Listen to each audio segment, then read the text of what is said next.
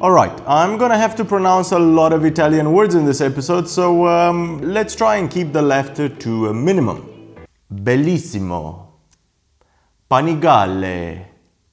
Pizza.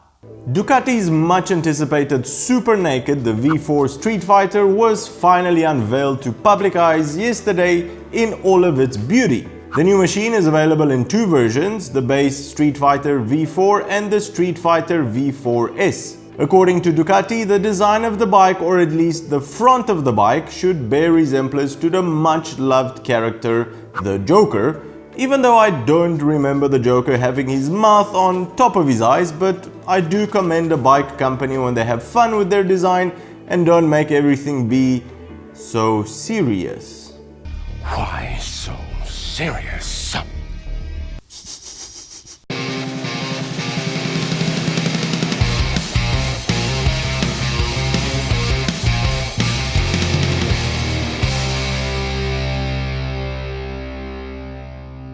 Now, the heart of this bike, the true reason why it will be loved by so many, is obviously its engine. Both versions of the new Streetfighter V4 are powered by the 1103cc Desmosedici Stradale. I did it, Dave, I did it!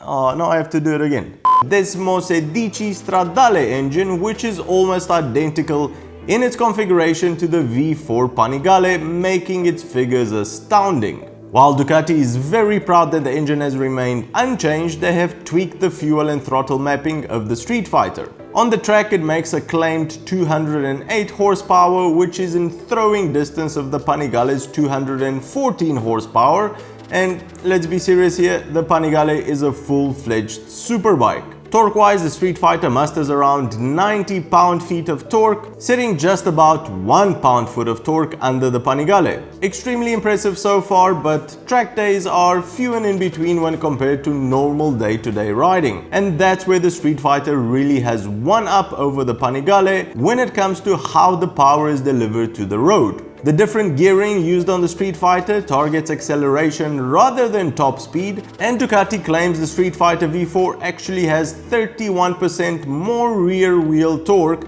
at 60 miles per hour than the Panigale V4, which in real-world conditions is a lot more useful than the 6 horsepower and 1 pound-foot of torque difference between the two. An optional race-spec Krapovic exhaust will cut 6 kilograms from either model, while raising power to a whopping 220 horsepower. Now, what sets the two Streetfighter versions apart is mainly the suspension configuration. The fancy S version gets Ducati's electronic Evo, which consists of Öhlins NIX 30 electronically controlled forks on the front, a similarly clever TTX 36 shock absorber and a steering damper, all complete with an Öhlins Smart EC 2.0 control system. The standard version is equipped with fully adjustable 43mm Showa forks and a fully adjustable Sachs rear shock. Also included for the S version is a set of forged aluminium Marchesini wheels, which shed about 2 kilograms off the total weight. As far as riding position goes, even though the frame is basically the same as the Panigale V4,